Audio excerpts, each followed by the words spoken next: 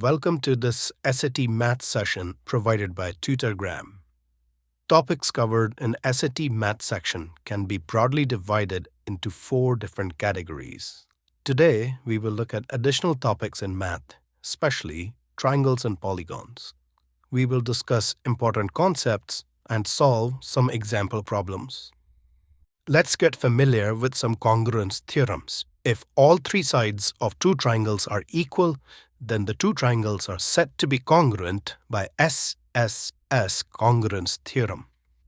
If 2 consecutive sides and the angle between them are equal, then 2 triangles are congruent by side-angle-side congruence theorem. If 2 consecutive angle and the side in between them are equal, then 2 triangles are congruent by angle-side-angle congruence theorem. If 2 consecutive angles are equal and the side next to them is also equal, then 2 triangles are congruent by angle-angle-side congruence theorem. Now, let's take a look at right-angle triangles. If a side and a hypotenuse of 2 triangles are equal, then the 2 triangles are congruent by HL congruence theorem. Here's a brief summary of all the theorems: side, side, side, side, angle, side, angle, angle, side, and angle, side, angle. In the case of right triangle, we have HL theorem. 2 theorems that do not exist are angle, angle, angle,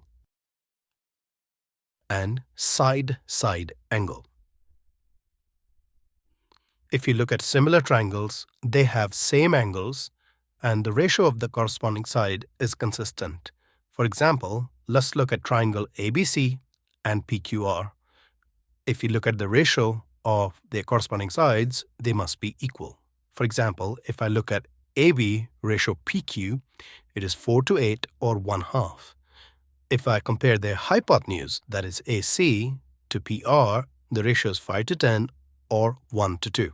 As you can see, ratio between corresponding side is consistently 1:2.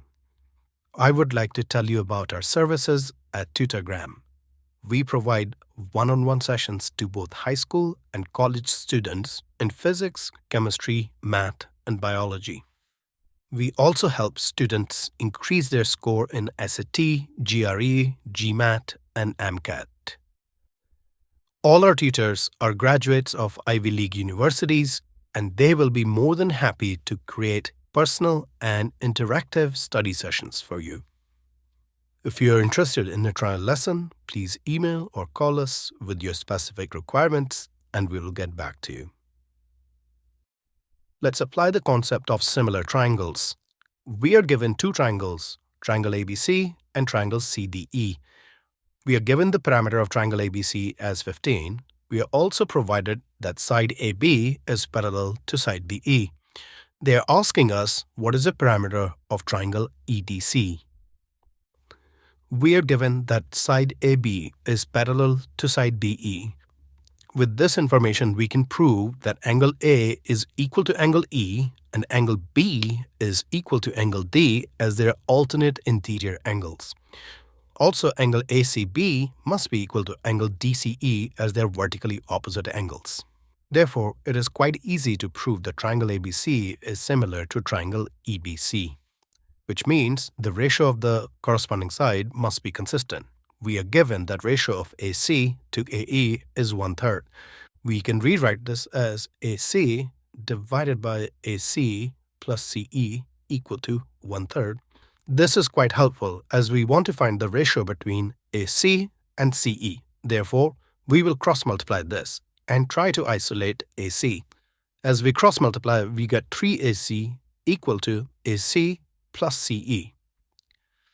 If we bring AC to one side, then we get 2AC equal to CE. That is quite useful. This tells us that CE is twice as long as AC, which also points that these 2 triangles are in the ratio 1:2.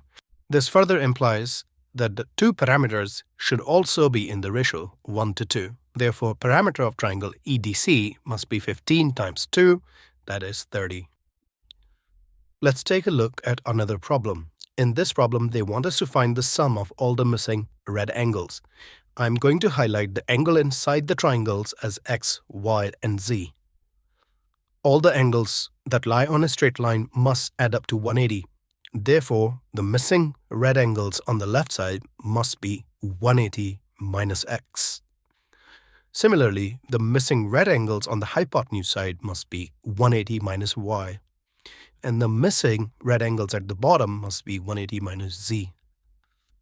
Let's find the sum of all these angles. Simply add up 180 minus x plus 180 minus y plus 180 minus z. I will get 540 minus x minus y minus z. We can pull out negative common from x, y, and z. We get 540 minus 180 as sum of x plus y plus z is 180. Therefore, 540 minus 180 is 360. Let's take a look at another problem. We are given two equilateral triangles. Therefore, all the angles should be 60 degrees. We are given the side length of AB as 14. As these are equatorial triangles, all sides must have a length of 14. Therefore, side AC is 14 units long. As E is the midpoint of AC, that should divide it into AE, that is 7 units long, and EC, that is also 7 units long. They want us to find the parameter of the shaded region. As the shaded region is also an equilateral triangle, all its sides should also be 7 units long. Therefore, the parameter of the shaded region will turn out to be 7 plus 7 plus 7, or 21. Let's take a look at another problem. We are going to use properties of triangles to solve this problem. We are provided a bunch of statements. We are going to analyze them one at a time. First statement says PQ minus QR is less than PR. If I move minus QR to the other side, I will get PQ is less than QR plus PR. This is a true statement as sum of any two sides of a triangle is greater than the third side. Opposite to angle R is side PQ, and opposite to angle Q is side PR. As PQ is greater than PR, angle PRQ must be greater than angle PQR. For the third statement, let's assume PR is 3 and PQ is 7. As you can clearly see, 2 times 3 is not greater than 7. Therefore, this statement is false. Only statement 1 and 2 are correct. I hope this lesson was helpful in clarifying the concepts of triangle and polygons. If you're looking for one-on-one tutoring, please feel free to reach out via email or cell phone, and I will be happy to answer any of your questions. Please subscribe to our channel for more SAT content. Feel free to share this video with any friends who might need help with SAT math.